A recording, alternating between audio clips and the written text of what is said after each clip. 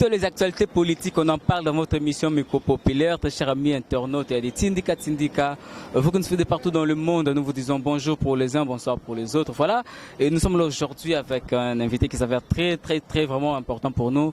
C'est le président des PPI, donc presse présidentielle indépendante, le coordonnateur Papi Kamwa, si comprenez. Par rapport à Makambonyo, Sosoli Kabongo, la politique Yambo Kanabiso, Bamsouba Keno, Fati, c'est blanchi. Par rapport à l'arrestation Vital Kamere, il a été payé par les monnaies des singes. En tout cas, dans ces sujets, il y a vraiment à boire et à manger. Voilà pourquoi nous avons choisi pour vous, Papi Kamwa, c'est bien la même main de Yafachi, pour éclairer un peu la lanterne par rapport à Yamakambonyo. Voilà, grand merci déjà à mes sérifins qui sont sans oublier Papi Kelly. Et grand merci à Madame Mirador Ngabou, présidente de l'association Mirador, l'Espoir fait vivre, ainsi que tous les membres de l'association Mirador, l'Espoir fait vivre. Voilà, aujourd'hui, la prise de vie a été assistée par Regen Agege et qui nous assiste aujourd'hui. Papi Kamwa, bonjour. Ouais, bonjour Jeffrey Boni. Boni Tomoni. Cravate à rouge, en tout cas, la période où c'est comme un symbolique, c'est comme significatif. Cravate à rouge, on ne sait pas, les années pour aller. Donc, première question, la cravate, tu peux le prendre dans la soukate. Tout ça là, médias, tout le monde a 8 idées, tout le monde a son oignon sur tout le monde. Tout le monde cravate à rouge, on ne sait pas. Il y a un grand politologue, donc, hasard et zalaté, ils ont un accoutrement, ils ont politicien, hasard et zalaté. Pourquoi cravate à rouge? Bon, cravate à rouge, l'axis qui bokondi, ils ont couleur à pouvoir, couleur à force. Nous avons cravate à rouge. Non, pas beaucoup de problèmes, mais rouge, il y a UNC. Nalati pour la live sabango que badabinemi na bisote. Balongo na makanisi na bango que IDPS topé fachi. Mutasali ke directeur de cabinet a kende na commune na Selembao ezali justice. Donc ezali le cravate à soulagement pour rebisa bango ke ngai la mère mende ya fachi toza contre bangote ezali te que bon jibem pe na le baki hein. On ne fait pas la fête lorsque ça brûle chez les voisins. Tout le monde qui est quand même à ce pela mais la champagne tant que je brûle pas voisin. Voilà nan. Muto tanga kombo jibem pia. Amélie champagne. Oui. Pour la cigare cravate rouge pour na kaka kula savon que non aux ensemble na ba. Bon, ngana yebito ki papa chéri Amélie champagne pourquoi? Mais yemo comme talobaka que on ne fait pas la fête lorsque ça brûle chez les voisins. Biso lingala balobaka libanga les huit chakou ndeke kosekate po bino tout ba volai. Boko voler comme si libanga na pe kozwayo. Mais na eloko na koyebisa bandeko na biso ya INC balongo na makanisi na bango ke IDPS nde sali ke directeur de cabinet akangama ke IDPS nde ba instrumentaliser yango ou bien Fachi mutasali ke akangama ni Fachi ni IDPS azana makambo wana. Voilà comment c'est plus que beti bon to bananu plaignant ya ndeko Vital Kamere qui non parce que bazoli nga roulati sa makambo na mingi bato IDPS parce que na tozala ki wana na parquet awa tout monde qui en tout cas ba image ezali ba beta ki ba militant IDPS donc côté wana kuta ko lobeza été plaignant ya Vital Kamere qui non. Bon, selon ba information o nga na nango. Il semble que dans 7 dossiers. Mais parmi les dossiers, il y a monsieur les Libanais qui sont chargés de maison préfabriquée. Il n'y a pas allé parmi les plaignants. Il y a des gens qui ont retourné à la Banda. Et si vous avez un senga, et si vous avez maintenant des menacés, il y a pas de tour à fonder. Parce que les Banda qui peuvent fabriquer, on a chef de l'État, on peut fonctionnaire, des soldats, on peut faire des maquinaires, on peut faire des écoles, et quand on a des ports, on peut faire la vente aux enchères. Mais il y a un peuple qui peut battre sa côte, il y a Fatih 100 jours dans chaque président du monde. Ils ont bamona makambo mutu akosala na mboka. Mais na yebana likaka boye sala ko ebanda bamoko choix et qui ti côte ya Fatih. Ba bengi libanais fene expliquer. Banda ko ba pesela ki mbongo poto nga maison préfabriquée. Oh ba ko filmer déjà et ce qui wa. A expliquer. Les gens qui commandent il y a banda. Fallait comme on a port boye pour faire qu'il y a pas province belé. Donc on a qui port par rapport à pays. Maintenant biloko commande c'est yaki. maintenant gouvernement fallait présidence on a qui chargé bloc à 100 jours à solder mbongo comme ça biloko wana et comme na place qui prévu mais mbongo et ya kate mbongo ekomate nga innocent et bien si marché le président déjà payé ça qui déjà masola mbongo bima kala ne yango aviez pas fundi na compte na ye a fundi yango bonike et pesi mbutu y a porté plainte na compte na ye et puis le DG yara au banque pour ne somme il semble que tu as sa commission na mbongo tout qui filmer basu ba image ba pesi pas procureur général batu ba sambi kuna na ba vidéo que tala ninge zala ki tala ninge zala ki bazaki mayele tala vidéo yango vidéo na sima vidéo noko yemo kalobi ke non ngamoko na moni ninga baba moi na paradis to samba na paradis juge akozala te basu ka vidéo ba bimisi tala ningo zala ki ba mo o koti na hotel tala yibi mbonga mama na bino yo moko do mona yo moko bisa nzambe tala papa pardon kata na vidéo ngamoko na kebo ina poni nzela na okende donc basu vidéo ba che ba bisi papa yo moko tala ba plainte mi balé mais ba dossier musu ezali mais yango moni na invitation c'était lié na 100 jours est-ce que 100 jours là IDPS est-ce que 100 jours là IDPS donc ceux qui plaignaient il y a monsieur Vital Kamerhe Isaki entre guillemets IDPS était encore moins président de la République de Batmanda au Kanissa c'est que président Zaki quand même saisi l'information là que Vital Kamerhe Isaki convoqué la justice Kendeki avant Kendeki invitation il y a qui na présidence na présidence ba kizaki réception parce qu'il y a l'administration ba kizaki réception le chef de l'État a été informé mais ce qu'on Kamerhe yemo ka yoko na chef de l'État on ba tebele ba yebite avant qu'il ne répondre est-ce qu'il y a mbaki est-ce qu'il y a pas eu communication ki ayena oya kutana mokonzi ba sololi na grand prêtre béton ayebise mokonzi na zui invitation a une invitation ba kombo ya nani abi kombo na ngai nakene ko samba makama 100 jours c'est me da justice so batangi kombo na yo kende ne ba samba olongati kende so otana coupable te otana innocent ozongi muta longoli azate kende c'est la justice du pays kende peut savoir respect kende ko répondre makamu chef de l'état ebisaki yango ebisaki abakisaki makamu susté otiko tout à l'heure que non en tout cas Côte Fati et Kitaki et puis on ne sait pas si c'est coïncidence parce que batumsu baba que non Fati alukia se faire blanchir na arrestation Vital Kamerhe non mokonza mboka sala makamu nyonso tout te bon il y a directeur de la cabinet le chef de l'état chaque déplacement chef de l'état il faut faire sa instruction à yebi bon yebi makambo rata na pompage na sorte de moto pompage ce que toi est responsable non sorte de moto ya pompage c'est la té et ça chantier mais comment lui le directeur de la cabinet andima que chef de l'état ça déplacement que doit inaugurer chantier est-ce que le chef de l'état doit inaugurer un chantier ou un travail fini et nous la maman na touche fatia ngako simba soki akenda ko inaugurer sorte de mouton ya pompage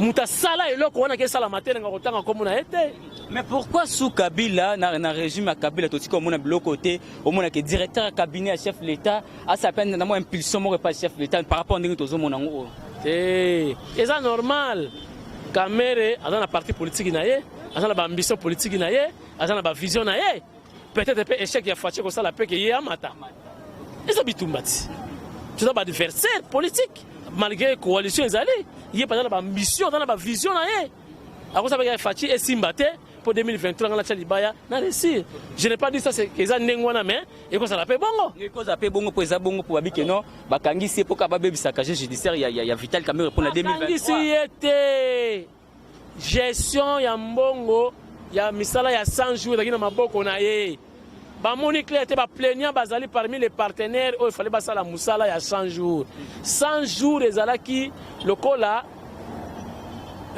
projet ba réalisation ya chef de l'état en miniature c'est que Fatu a ko sala na mandat na ye mais ba réduire on ça ko la 100 jours 100 jours sur les 6000 pas c'est fini oyakei gratuité et enseignement ba sorte de moto pour éviter l'embouteillage musala ya ba banda ko na pona ba soda papa ba soda Parce que soldat moko soka ndimi déjà chef de l'état. Dans la bana combien? Bana déjà ba voix. Na moi c'est na bana famille na kena na kan kokolo. Kena na kan lufungula. Keta la comment les militaires vivent. Kena na ndolo. Na yo kam mawa, ba ma izole kabo ba soldat ba vivra bien te ba malaria. Mais chef d'état linga a bongisa vie ba soldat ba vana na banda ko bien Alix. Papa. Ceux qui le banda connaissent yaka déjà les lots de ba soldat ba vivre ndenge nini. Mais au bloqué, biloko wana banda ko etikal banda ko ba fera ba tekamba ça la vente aux enchères. Biloko ya chef de l'état. Pour na 100 jours na ye, pour na wala go na ye. Puisque biloko wana banda ko na préfabriqué tikal na ba mboka musu na ba port. Et zo ume ba teka ngona aux enchères. Wani ba teka aux enchères. Ba tenda ko wana boya ya président Fetchi. 7000, na 7000 na somba na ye. 10 000. Quelle humiliation pour la fatigue. Mais pourquoi les gens qui banda kwane ya basoda ba vivre bien ba fana banda ba enfin tozi mokonza kitoko fatigue soda ko abana ko sala campagne na ba civil. Mais tant on bloquer biloko les oya tembonge bimaki. Donc bolingo faire jouer fatigue na ibandil. Quand fatigue kita qui c'est vrai. Mais arrestation oyo et ça que batu ba moni que non sikoyo justice est banni parce que batu ba perdre confiance dans la justice oyo. Sikoyo volonté ils ont na batu ya kondima justice ya Congo. Non, c'est déjà une grâce. Par là tout le baki fati a yebaki déjà que non faut ça les mabongo pour tout le monde qui a changé qui ba magistrat ya côté si ba onyo ça c'est parce que après par là déjà parce que la politique hasard ils a la raté alors. Après préparer l'arrestation, il y a caméra été.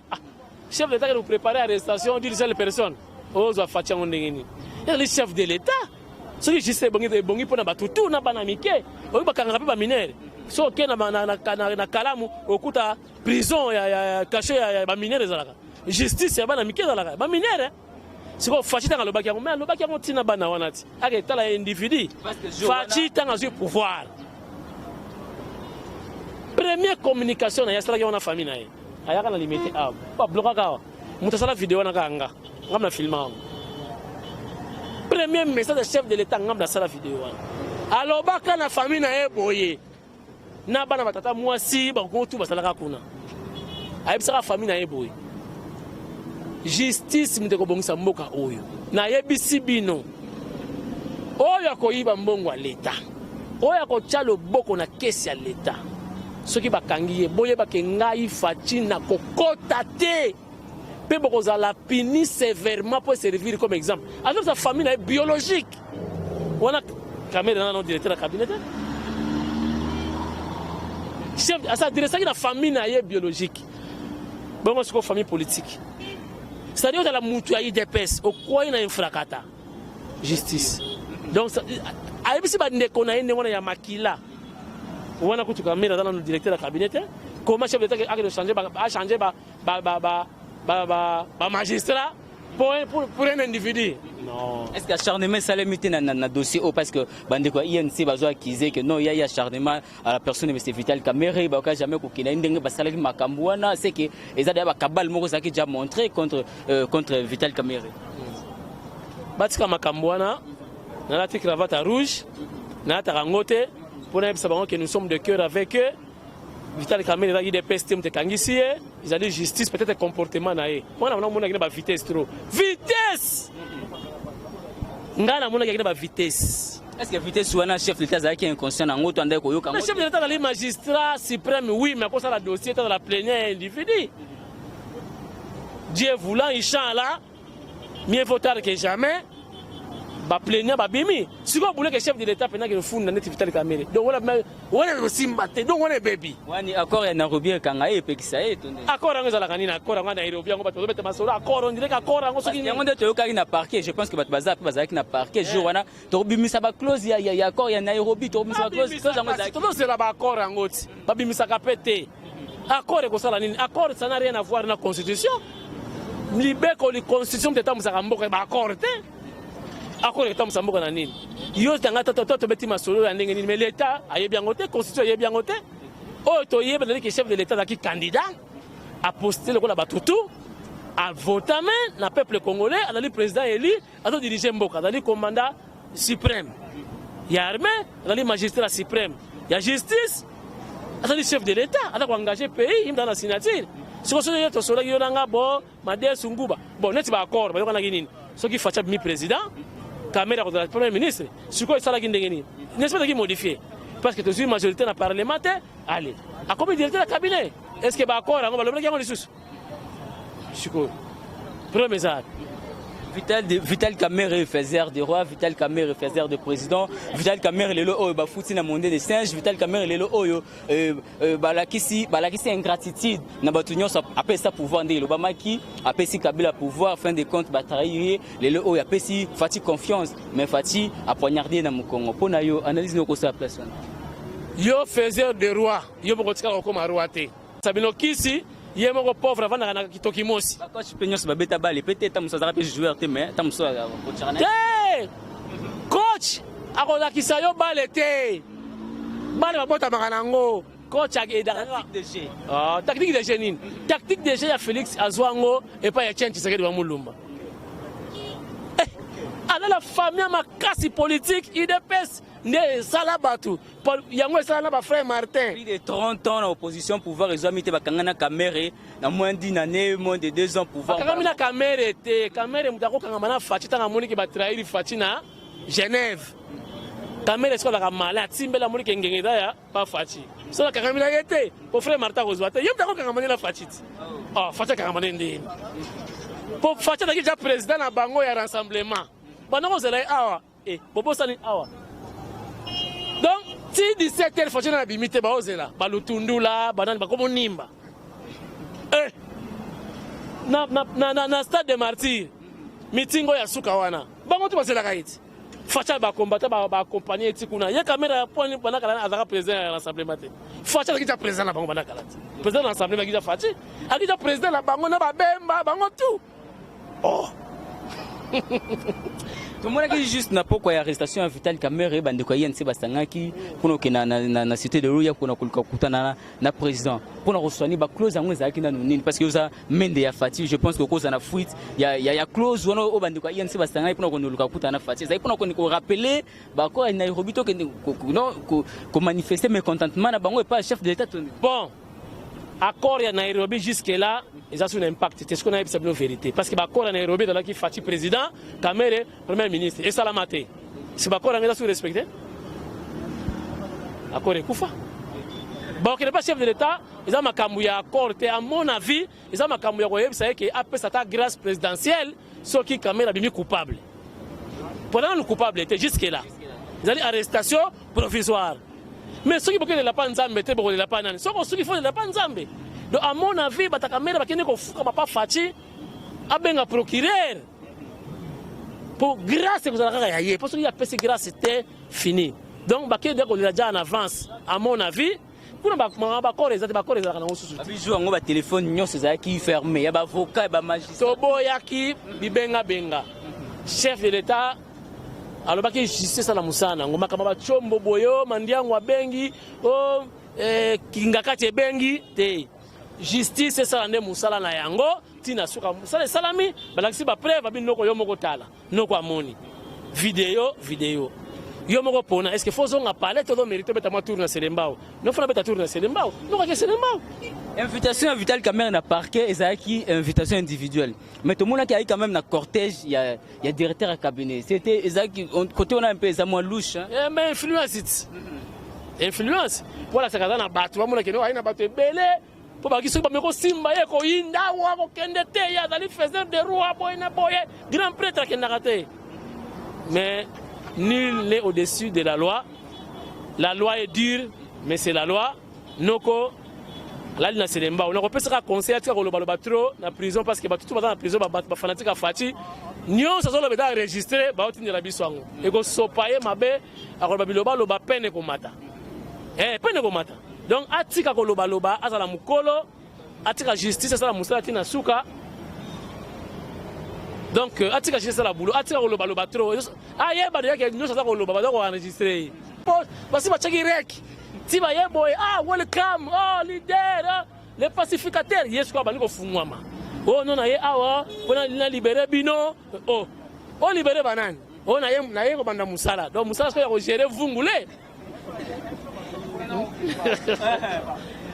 comment tomoni olati rouge pour la relax banduka yense que nous osana bango mais un mot pour maman Amida nanu to ebité ausuka ndenge nini la pauvre maman bon yo tangi kombo na ye biete o tangi kombo wana maman Amida chatir camere bon maman kanga mutema parce que salaki ka yoki posa likaya pour faire na Miami ayoki posa somba saka ke na Belgique ayoki asukwa na piscine ke na Espagne siko ekomi mwa pasi mais ba famille kuna bozala mayele ba famille afeka bo kengela ba mal o etikali wana professeur ngala kesa l'état donc bino sikoyo so parole ngo bani zega Amida oyiba bazala mayele ba kengela ba plan ngo bagenda Amida oyiba ngo poem tawo gérer ndako na minute ba plan ko mona bungalo donc bo cha batu na porte ba veiller ça ke bimate ça qui tout faut ba fouiller ça ke bimate la obima saki kak Amida ndi atikali responsable ndako nazolo bakaka ça ke bimate bozala mayele ba plan bimate mwanda mwetikali professeur ngala kesa l'état soki aza coupable soki aza coupable donc na lobi bien soki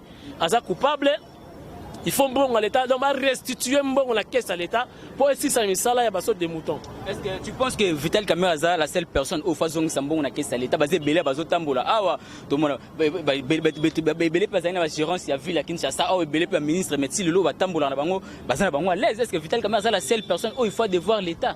Bon et bandi bandara quelque part au dans qui priorité à chef de l'état et bandi ce qui passe à yemokote atanga bato batikali singama tembele potanga yindaga nous vivons ensemble nous mourons ensemble donc le roi na kufi to kufa kabiso tout atanga bango tout bata ensemble pour l'intérêt général et puis ce ngo bimisa mongo faut bango to bimisa balade zonga na caisse à l'état misala ye banda qu'on a préfabriqué zonga basoda balala kitoko babunda kitoko na beni et puis bana na bango l'homme a voté Fadji. Ok, voilà, tout comme la mission Souka, c'est un déjà qu'on a pile comme Jaco Beta, mais si j'ai Souka Poto Kabwanango, confinement c'est les maquines na Gombe, mais tout le monde va comme côté Kababatch, Bamakaro pour nos côtés na Gombe. Donc, Bandimi na Bango, policier Bandimi, que non, pas côté que la maladie, moyennant 18 000 francs, au salaire, docteur Etienne Longondo. Bon, on est allé à mafia ça la mara partout dans le monde, car awate. Bon, on était pas film dans Sokoti, dans mindele, dans vidéo. Donc mon élève n'a pas vu film dans son côté parce que même na poto dans la batwa yo raté bateti bazali donc na poto bateti bazali ni bon en Afrique ba kozala combien baza ebele oyo bato sakate c'est le quoi encourager te quand même non je n'ai pas encouragé depuis que dans makambo yaka mais malembe yo makambo to ba yangoti ba matisa salaire ba soda mbongo wana ezolimwa yango zo mona basoda dans le comportement wana à l'époque na Angola on ngo corrompre soda angolais obibise $100 la bimisi $1000 akabeli yo 300. Ah ben oui, tu vas corrompre ndengeni. Ah ça doit y ba kuna chomba double sim. Voilà, ils allaient misère, ils allaient mboka o facha ko kuta mboka kufa. 50 ans. 32 ans mobutu na 18 ans ya Kabila. Facha zo mekazo bunda nda matisa. Papa, facha ça dika 7 mois, boye bien. On retourne à la question na te. Pourquoi 7 mois ndengeni? 7 mois ndengeni. Le gouvernement na koteka na septembre. Tant on facha zo pouvoir akuti Chibalati. Na gouvernement Chibala, projet Chibala, budget Chibala. A osalani. Mais tant que bandi en septembre, le gouvernement a écouté, il y a un bandi, il y a 50 ans. On a 7 mois. 7 mois. Tu peux te sanger dans bango, mi pour la visibilité chef de l'État pour l'intérêt public. Mbonge monaniti. Tala congolais, tala africain. Ce que bato aboye, bakangamate, faut bakangama baye ba vérité zawapi. Mbongo ezonga sikoyo projet pena ya 100 jours et banda musala nango malgré du retard mais peuple na lobi bato ba fêter na poto bato ba ngati ba 2h du matin ba fêter pour l'arrestation Vital Kamerhe parce que peli pour un changement parce que éclairage linga parce qu'il y a eu blocage de la présidence dit chef de l'état voyager na poto akiko luka ba partenaire attends la caméraman, chef de l'État est bien. Attends la journaliste, chef de l'État est bien. Attends la photographe, chef de l'État est bien. Il y a une liste, tu vas voyager. Ba Omar, Bazala, papa Nabiso, Moussou Souana, Chako, photographe chef de l'État, Atikali. Là, on a papa Etienne. Bon, si, photographe chef de l'État est habité, caméraman chef de l'État est habité. Yo directeur de programme, directeur de cabinet chef de l'État. Aujourd'hui, ma chef de l'État a inauguré chantier. Sur des moutons, il y a pompage et silaté. Oui, on va finir avec son ndengeni na batala muka na bato impère. na batol pembeni oyo inauguré le koza na batol fulu poto ida chantier bazui ba photo ya tapis rouge ba bongisi ba tia ba polo ba tini chef de l'état quoi chef de l'état talabi oh ça va bazo ko ça y est heureusement batumo bazalaki na otanga ba kombote papa beto ko kenete ko kita pompage te touche oh touche anini tala ba photo batindeli ngai basi ba cheta tapis rouge noko tana kwa ya photo batindeli mo teke ba tole za wana oh tana kwa mo teke fulu za wana mbala bona Facebook ta l'inauguration de la sorte de mouton pompage est annulée. Mais pourquoi pas Fachi en dépit de ma sur Zoleka alors que sous commission d'enquête mboko belanda makamna ndenge ya CC. Voilà, yango dali soué nanga chef de l'état force à la bataille la biso ba bakamwa si ba mende na ye to linga ya ofele to kendaka o événement ezali to kiti sur terrain. Chef de l'état a eu information tout avant événement. Table aux autres information le kuta azana information tout l'axibino siko contraire information. Et ça a école comment devenir président de la République. Ils ont raté. Université de la raté. On apprend. Dès que vous êtes là, on va nous causer. Alors, on peut expérience à moni à quoi améliorer. Voilà. Voilà, comme la souka question moi souka, je pense qu'on a régi pour balancer les biso images oyo. Question aux abonnés. Pourquoi les militants IDPS bazara toujours mal vu et puis mal venu place bazalaka. Na parquet a ngana zana ba image et les capé au mona. Ba militant INC basangana bazo beta ba militant IDPS na présence ya ba policier et puis ba policier bazo encadré ya IDPS. Je pèse ce que j'ai dit nazana ba image wana. Pourquoi ba militant IDPS bazara toujours mal vu et puis mal venu place bakena. Ngana ko ba bongo te ngana mona esika ba militant ya IDPS bazalaka mal vu te ba combattant ya IDPS bazalaka nde batu du genre sans chaud pour ba kasayen. Mais quand si sans chaud na yango ba pesa bango pouvoir so ba yuma ne bango batala ba lèche bot ya ba kabiliste ba kabundu mona kabundu te teti donc teti amabe ba sali tout mais teti donc ba si mona ba tie singa na palais ba lobi tout bomba mona bi akufa di pour na pouvoir et la pouvoir à makila so ba ki ba faible ne ba zo ba carton mbongo so ki ba liaka mbongo kabila ne ba zo pouvoir ote yango moni bato babanga bango bakasaya bazali bato des gens sans chaud donc muete ngada mulu batenga na mukongo mais na lela bango parce que ba prouva biso po biso bato bazo pouvoir la biso biso ba Congo abako biso to zui après bango pe bazui. Merci beaucoup Papi Kamwasi. Je rappelle que vous êtes coordonnateur, il y a PPI presse présidentielle indépendante. Tokum Nasuka un message na batñu balandi et puis le nabi que bien kaza en confinement et au lancer un message moko. Le directeur du cabinet a démissionné déjà. Le directeur a démissionné en principe, Lélo, il faut démissionner parce que jamais un directeur et un cabinet, un chef de l'État dans la prison. Ils ont raté, il faut démissionner Lélo. Dans 2 jours, il sera démissionné, le chef de l'État a nommé directeur du cabinet, soit intérimaire, mais vous allez bien démissionner pour dans la moins valeur. Sinon, le chef de l'État a nommé déjà dans... CP sécurité, il y a porte à résidence, il y a oui, on a le cas de la famille Bande Konaye, mais bon, on a pas bataille, on peut bien prévoir bon à l'État, bon au gouvernement parce qu'il faut restituer ça là-bas. Mais bah qui va pour mon Américo, il y a pour y mon appel à qui taper côté Moussous, hein. Il y a ma couille là, ça va. Voilà, merci beaucoup Kamwa, c'est un dernier message, un dernier mot pour toi Kabouana. Na lela bino fort, botika la fidèle na tindika.